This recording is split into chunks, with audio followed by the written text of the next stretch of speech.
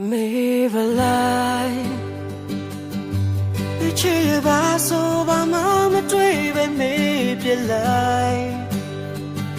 面对的爱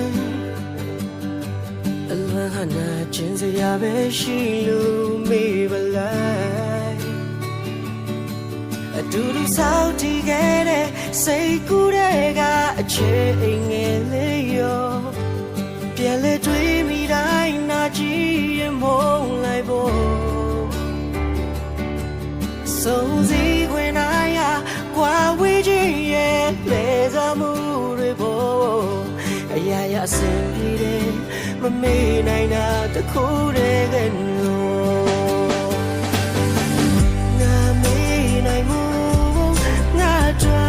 အချိန်တော့ပေးပါ